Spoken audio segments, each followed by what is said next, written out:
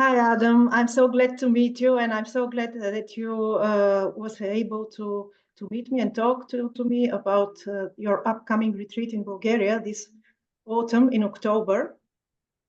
Welcome. Thank you, Gaia. Yeah, lovely to be with you here. We've been seeing you in Bulgaria since 2017 when you came for the first time. And you've been coming since then regularly, almost every year, 2 times a year. And there has been a growing body of people who came to your seminars and retreats and could experience firsthand the life-changing teaching, or shall I rather say presence, that you have. What makes you come back again and again to this distant place? What's the passion that drives you? It's so lovely coming to Bulgaria. It's such a beautiful community there, and yeah, I'm so passionate about these retreats we do in the mountains, where we get to be in the container together, exploring together for 5 days. It's just like so beautiful, and there's always new people, and then there's people who've been with me for years, and like to see how much they've grown, how much they've opened. It's like, many of them are teaching in their own right now. It's so beautiful. What is it that you feel you can give people that produces this change? I feel like it's really like allowing the field to do the work for me. So like it's not like I show up with like, okay, we've got a curriculum or things I need to teach. It's like I really just like I sit down with whoever's in the room, and we see what wants to unfold. We see what's moving in the field. And I have such a deep trust in like awareness, in non-dual awareness, in meeting whatever wants to show up. Like we can really like meet whatever's here, whatever's the deepest, most true, most alive thing. And and of course we do practices, and we do have ways of exploring together, but it's really like I don't know what we're going to do ahead of time. I'm totally like available for what actually wants to happen in the moment with people. Yeah, it gives such a sense of freedom when people are allowed to bring to the table whatever is alive right now for them, and they're not forced to comply to some schedule or to fit into a frame of whatever they are supposed to be like. Yeah. And that's really the whole teaching as well. It's like we are the truth. Like following like what we're called to. Like how do we want to unfold? What shape do we want to take? Like how does our life want to unfold for us? Like not having some blueprint about how we're supposed to be, what our life's supposed to look like, how we're supposed to feel. Like actually being available for what's true, what's alive. How does this want to unfold? Yeah, and when you said that you trust the field, what do you mean by the field bringing up whatever is here? How does it show up for people? Yeah. So, so I really want to talk about non-duality. So non-duality is really... You're welcome to talk about non-duality, because this is really, that was my next question. Yeah, so non-duality is the context beyond context. So it's like the space in which all experience is happening, everything's happening.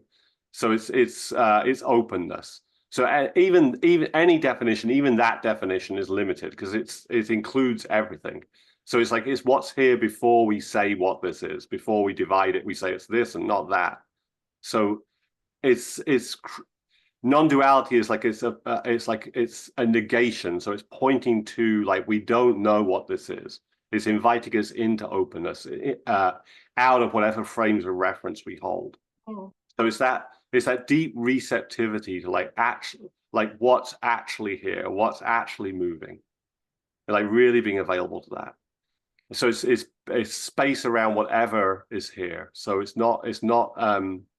like whatever frames of reference we have, how we imagine ourselves, how we imagine the cosmos or reality or other people. It's like allowing for space around all of that. So like yeah, like what if we like drop all those ideas of what we think and like actually open to what this is?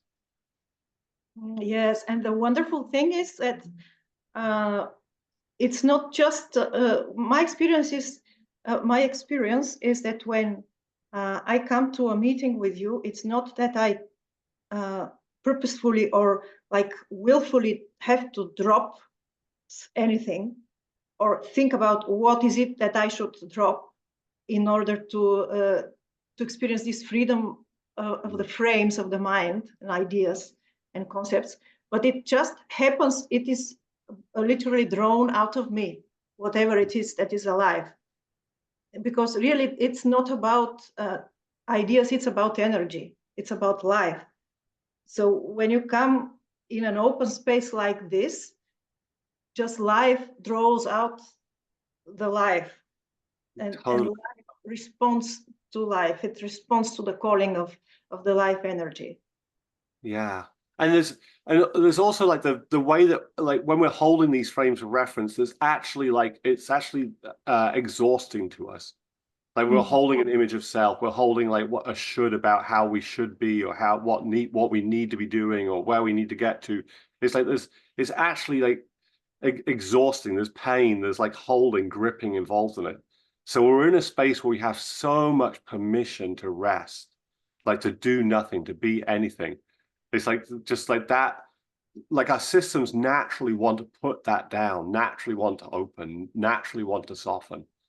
So it's really that again is sort of like the field working us, you know, like, so it's like we just and it happens, like the magic happens like so reliably. And this is what we sort of don't what we were taught not to trust is like, no, listen to me, no, you've got to do this, you know, and like we were taught to not trust ourselves and not trust reality. So the retreats are an awesome opportunity to rediscover that trust in ourselves, to rediscover our trust in the field, our trust in reality. Because it's like, oh, when we actually just relax and open, it's it's so lovely just to be. I don't have to do anything. There's such a relief and a joy in that, to rediscover like how good it is just to exist. we don't have to like make it so hard for ourselves. It sounds, Adam, that it is as much a discovery for you as it is for the participants. Always. It sounds as if it's you who are going to go to a retreat, not everybody else that's coming. I'm a full participant. Yeah, it's so nourishing. It's so nourishing, so inspiring, so beautiful. Yeah, I'm fully inside it. Yeah. It's very nice, the feeling that we are all in it together. Mm-hmm. Yeah. None of us is better than the others or knows more, or it's just, it is us and life which brings forth whatever response to life. Whatever is life. Yeah, and the togetherness is also so healing, like that, just like the way that we can be with each other and meet each other and like feel whatever's arising, whatever's moving together. It's so healing, because the message we got was like early on from caregivers, even if we have wonderful parents, there are going to be places where things happen for us. We had experiences, and our caregivers weren't able to meet us there. They weren't available to us to meet there for whatever reason. And then often we had the experience of like, oh, there's something wrong with me. Oh, like this part doesn't deserve to ever have company. This part's not lovable. This part needs to be kept away from others. I shouldn't exist. This part shouldn't exist. So it's so wonderful to have a space where it's like, no, every part of you gets to be here. Everything that moves through you is welcome here, and we'll be in it together. We'll meet it together.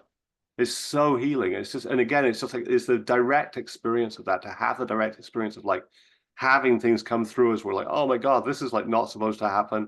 And like it not be a problem at all. Like, it's like, yeah, we're here. We're humans. We have all these different experiences can happen. And we get to be in company. Yeah, and it's so healing and helping for the parts of us that we don't accept when they get accepted by other people.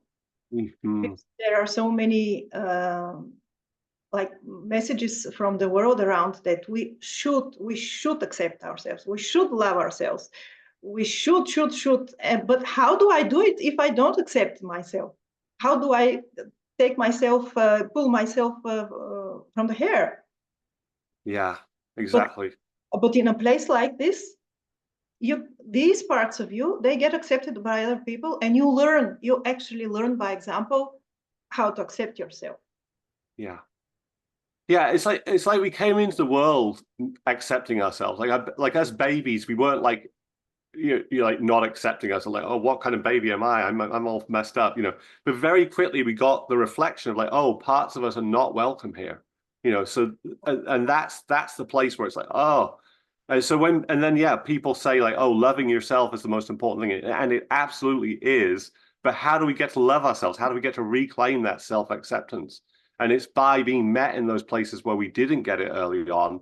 And it's like, oh, really? I'm lovable here? Wow. That's that, you know, because we're just so convinced these places are absolutely not lovable, absolutely not welcome. They need to be different. They shouldn't exist. There's something wrong with us. To actually be met with love there, like, oh, let me hold that, let me be with you there, let me feel that with you. It's like, what? This is welcome. This is not a barrier to intimacy. So beautiful. So Adam, is this the love that people are going to experience in your retreats? Because this is the in the title of the retreat, it's called Consciousness, Love, and Desire. Is this the love you're talking about? To accept ourselves? Yeah. I mean, that's one aspect of it for sure. One way that it shows up. Yeah, absolutely. Yeah. And how else does it show?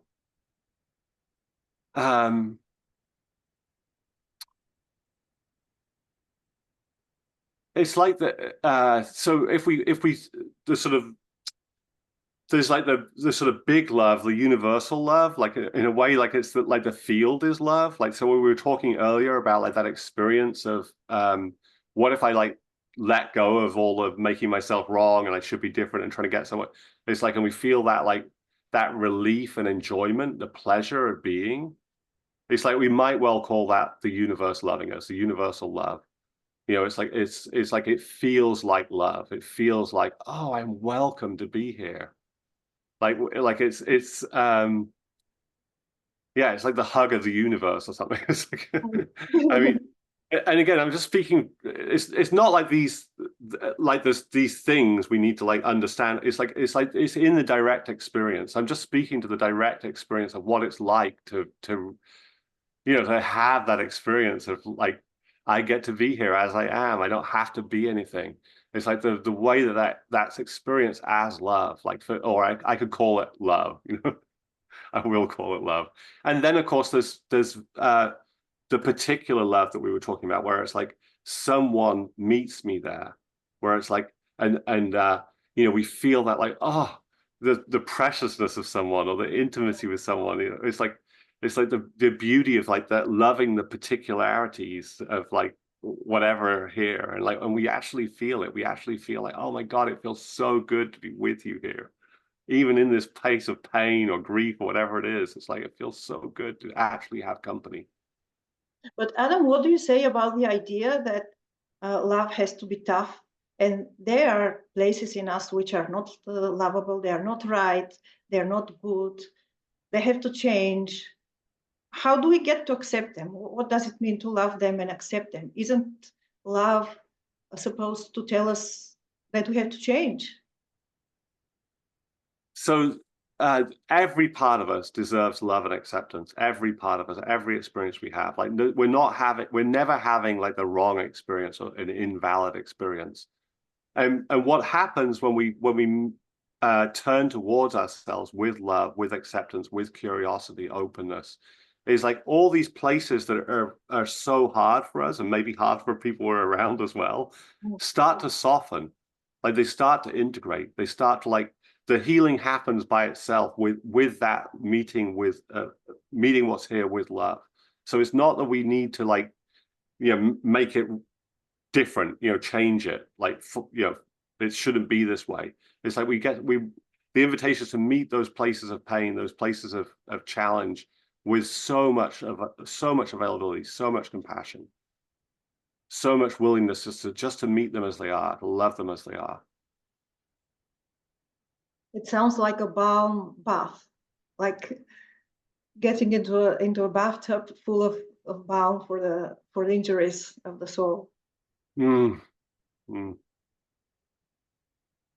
Yeah, this is how we get into the depths, you know, and often the depths of pain. I mean, it's not like it's easy, you know, like, I mean, difficult stuff can come up for people in the retreat where it's like, oh my God, like this is the place I've been holding for decades. It's been running my life, but like, you know, I never wanted to meet, never wanted to feel, you know, but it's like, it's exactly that softening, that love, that safety that gives permission for these parts to come forward, to be seen, to be loved.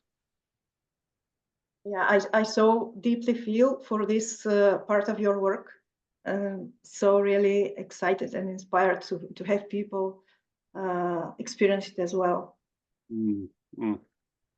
Yeah, I could just feel this sort of like this call, like come, you know, because it's like people are so scared, you know, we're so scared to be seen, to be loved, you know, because we've had this messages that, you know, there's something wrong with us. Oh, I don't belong here. No, I shouldn't receive love. I mean, that's basically what the message of shame is.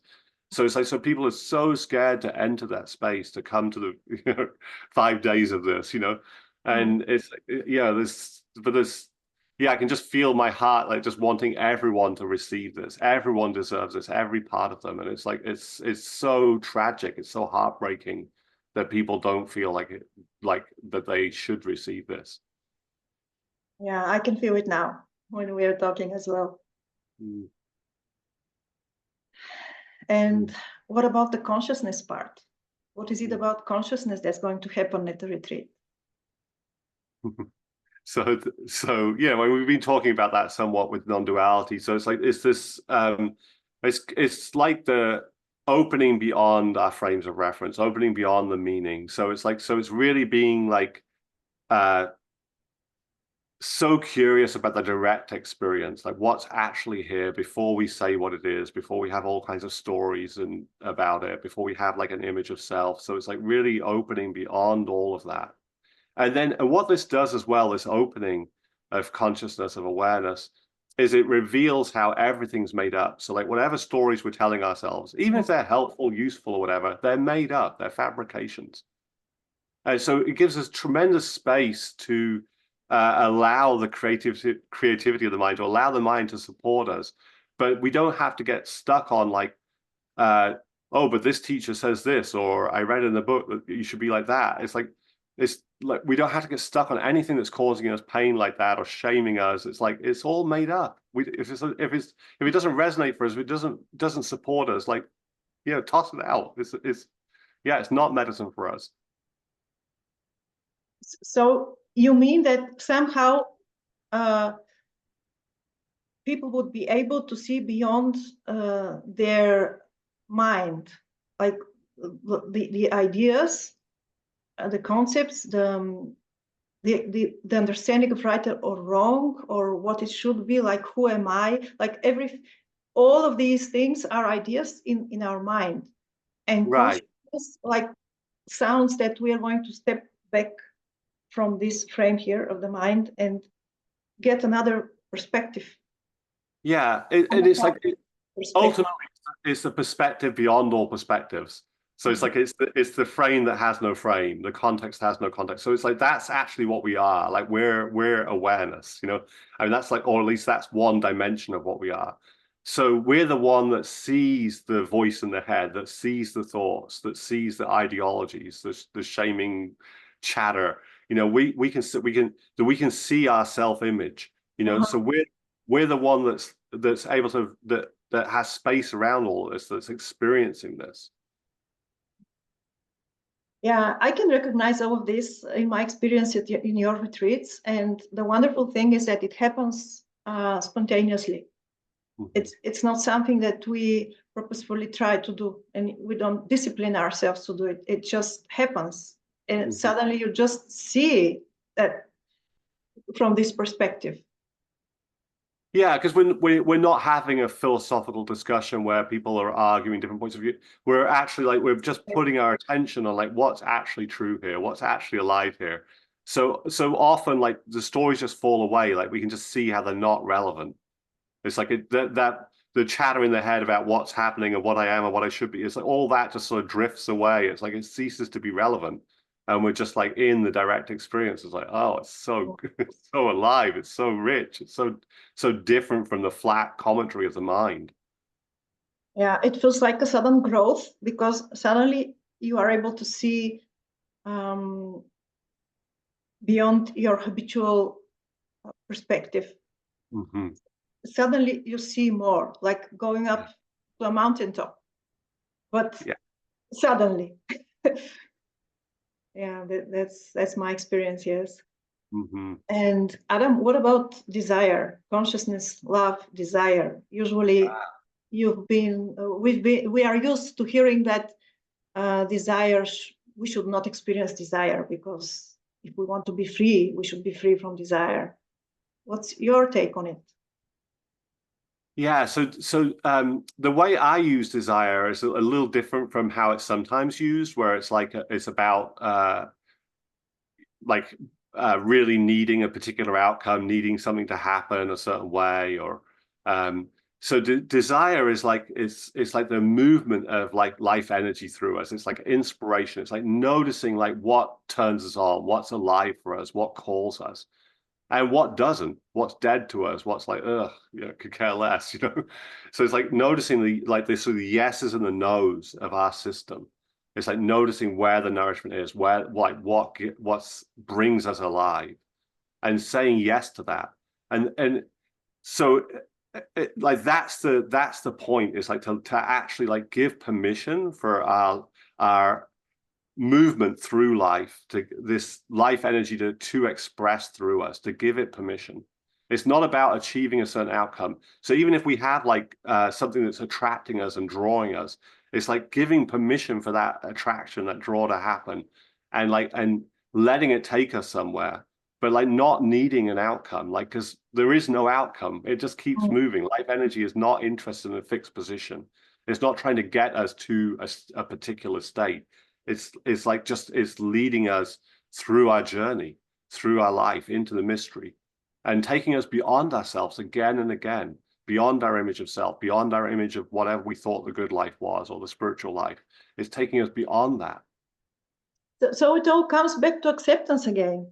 That like the way we become free when it comes to desire is not to suppress it or transcend it, or deny it or discipline it, but to accept it, to allow it. Yeah, it's a natural. It's like it's already happening, and we just get really confused there. We like make it into mental stuff, or we make it wrong, or we argue with ourselves about what we should or shouldn't want.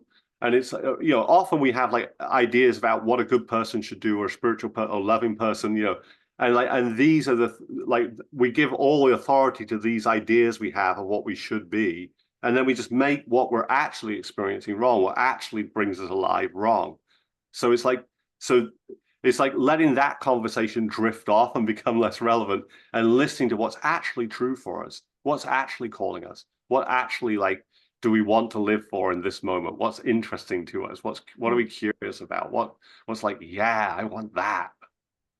So I could put a slogan to all of this that we've been talking today, and it would be back to life. Yeah. It's so like energetically, it's like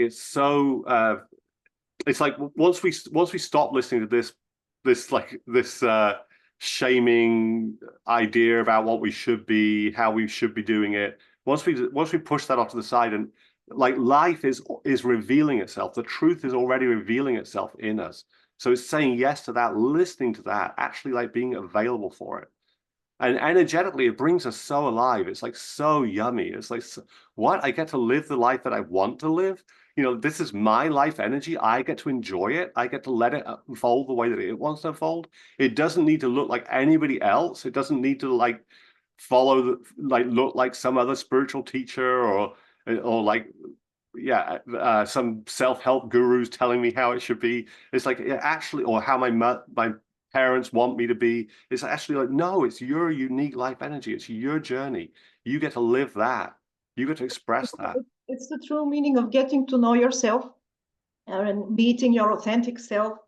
Actually, before you get to know yourself, you actually have to explore, to allow yourself, to allow the energies within you to move, to allow the desire, to allow the pain, whatever it is, in order to see it. And then it's only after then you can say, I know myself. And even this knowing myself is like, that can have a sort of static idea that like, oh, now I know myself. Yeah. It's like, but actually like, it's an image of myself, yeah. Yeah, but the aliveness is actually, it's dynamic. It's like we're constantly surprised by ourselves. When we're paying attention, we're like, oh, I totally thought I was going to want to do that, but I don't, like, or I totally didn't think I would be up for this, but I am. It's like, so just like that, like really listening for what's actually true for us. I mean, it's so surprising. It's such it's endlessly revealing. It's really not interested in being static. It's not interested in like, okay, now you know yourself. Now you're just this, and you just carry on doing this forever. And now you have to follow this image of yourself to the end of your life, because you already know who you are. It's so endlessly transcending. It's so like, and again, it's just natural. It's not that we need to push ourselves to be different or transcend. It's like, it's just like the life energy itself it like constantly brings us into it's endlessly fresh and new and interested. Yeah, like this is like the energy which creates stars. Yeah, it's endless, and it's always surprising, and it's unpredictable. And I think this is the only thing that actually can bring satisfaction to human beings. Mm-hmm. Anything else is not enough. It's always this feeling of something is not enough. Yeah, it's so satisfying. It's so satisfying to like actually live what's true for us. It's like there's nothing better. And it's not about arriving anywhere ever. It's like, it's like, I mean, we will go places, but it's like, but it's actually just that listening to what's true. It's like, it's like the yes I have to coming to do this retreat, It's like, that's the point. It's not like, oh, I've got to make sure this happens or that happens or achieve this or be this. It's like, no, I'm listening to that yes. It's like, yeah, I want to be there. Let's do this. And as long as that's happening, I'm going to keep coming. Great. It sounds like so much fun, Adam. Thank you. It really is. Yeah. And for everybody who is listening and watching, there will be link with information, contact information for the retreat, autumn retreat in Bulgaria this year. So you can look it up and think about it if it's for you. You're very much welcome. Thank you, Adam. See you in Bulgaria. Yeah, I look forward to seeing you soon. Bye-bye.